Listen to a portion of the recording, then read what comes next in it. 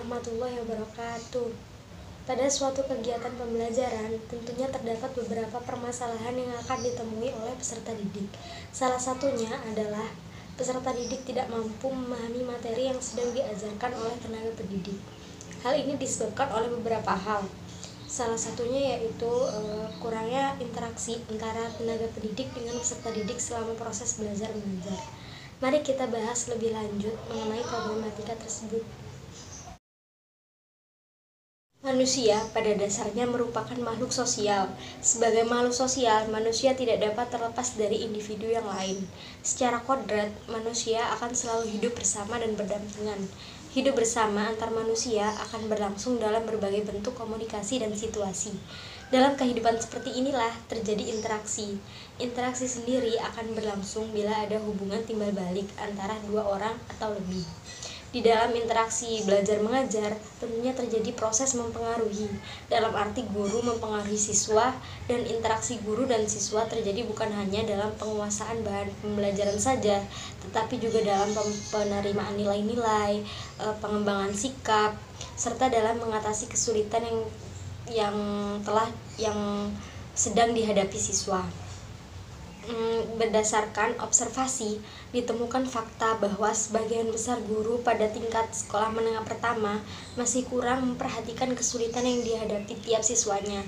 Guru kurang memahami karakter siswa, komunikasi guru dan siswa juga belum optimal, baik saat jam pelajaran berlangsung maupun di luar jam pelajaran berlangsung. Hal ini terlihat dari kurang aktifnya siswa dalam mengikuti pembelajaran. Ada yang terlihat bosan, ada yang tidak berani bertanya saat mereka tidak memahami materi, ada yang mengantuk, ada yang mengobrol, dan tidak memperhatikan guru saat menjelaskan di depan kelas.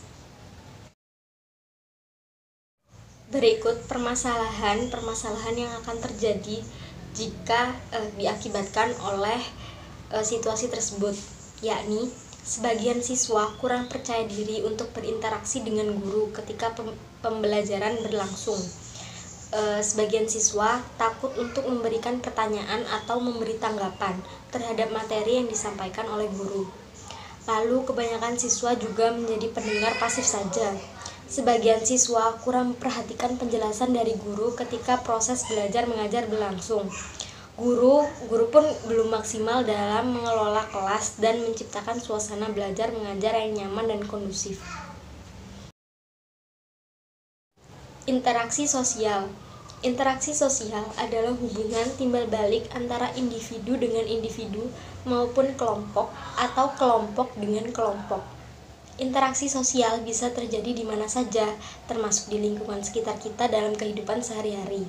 Sedangkan dalam Kamus Besar Bahasa Indonesia, interaksi artinya saling melakukan aksi, berhubungan, atau saling mempengaruhi.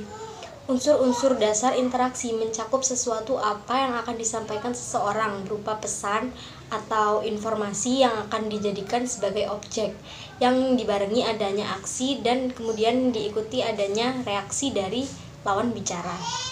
Ciri-ciri interaksi sosial adalah sebagai berikut. Pelakunya lebih dari satu orang. Adanya komunikasi antar pelaku melalui kontak sosial. Mempunyai maksud dan tujuan, terlepas dari sama atau tidaknya tujuan tersebut dengan yang diperkirakan pelaku. Ada dimensi waktu yang akan menentukan sikap aksi yang sedang berlangsung. Sedangkan faktor-faktor yang mempengaruhi pembentukan interaksi sosial itu ada 3. Yang pertama ada tindakan sosial, yang kedua ada kontak sosial, dan yang ketiga adalah komunikasi sosial. Peran guru yang paling dominan dapat diklasifikasikan sebagai berikut, yaitu yang pertama guru sebagai demonstrator, yang kedua guru sebagai pengelola kelas, yang ketiga guru sebagai mediator dan fasilitator, dan yang keempat adalah guru sebagai evaluator. Sadirman, ada beberapa hal yang menjadi kebutuhan peserta didik, antara lain yaitu yang pertama, kebutuhan jasmani, berkaitan dengan tuntutan siswa yang bersifat jasmaniah, baik itu berupa kesehatan jasmani maupun kebutuhan fisiologis. Dan yang kedua ada kebutuhan sosial, pemenuhan keinginan bergaul dengan peserta didik dan guru serta orang lain merupakan salah satu upaya untuk memenuhi kebutuhan sosial peserta didik. Yang ketiga ada kebutuhan intelektual, Setiap siswa tidak sama dalam hal minat untuk mempelajari sesuatu ilmu pengetahuan. Mungkin ada yang lebih berminat mempelajari sastra dibandingkan matematika atau yang lainnya. Di sini saya sudah bersama dengan narasumber. Dia adalah salah satu murid dari sekolah menengah pertama yang akan saya berikan beberapa pertanyaan. Pertanyaan pertama, apakah kamu pernah bertanya kepada guru saat mengalami kesulitan memahami materi? Pernah, tapi kadang-kadang. Oke, untuk pertanyaan yang kedua, apa yang kamu rasakan saat ingin mengajukan pertanyaan kepada guru? Kalau gurunya agak galak, kadang rasanya agak deg-degan. Untuk pertanyaan ketiga, apakah kamu pernah mengacungkan tangan saat guru tersebut mengajukan pertanyaan pada saat pembelajaran? Pernah, tapi kadang-kadang. Pada materi apa biasanya? Matematika. Pertanyaan keempat, sebelumnya apakah kamu pernah melakukan suatu kesalahan? Pernah. Biasanya respon guru saat muridnya melakukan kesalahan itu seperti apa? Ditegur dengan baik, kalau mengulanginya lagi diberi hukuman. Ini untuk pertanyaan terakhir, apa yang kamu rasakan saat proses belajar mengajar? Apakah menyenangkan atau membosankan? Tergantung gurunya. Kalau cara pembelajarannya tidak membosankan, belajarnya menyenangkan. Hasil wawancara tadi dapat ditarik kesimpulan bahwa interaksi antar siswa dan guru pada sekolah tingkat menengah pertama masih belum optimal. Hubungan yang saat ini terjadi antara guru dan siswa seringkali hanya satu arah, di mana siswa hanya sekedar mendengarkan apa yang disampaikan oleh guru. Jika dilihat dari piramida pembelajaran, siswa akan mudah lupa dengan apa yang dipelajari sebelumnya ketika mereka hanya mendengarkan penjelasan dari guru. Proses pembelajaran akan efektif jika komunikasi dan interaksi antara guru dengan siswa terjadi secara intensif atau dua arah. Hal yang bisa kita lakukan sebagai tenaga pendidik atau guru yaitu kita dapat merancang model-model pembelajaran sehingga siswa dapat belajar secara optimal. Guru harus tahu betul karakteristik siswanya untuk menentukan sikap yang berkaitan dengan kebijakan pembelajaran. Berikut adalah hal-hal yang harus diperhatikan. Yang pertama, setiap siswa memiliki pengalaman dan potensi belajar yang berbeda.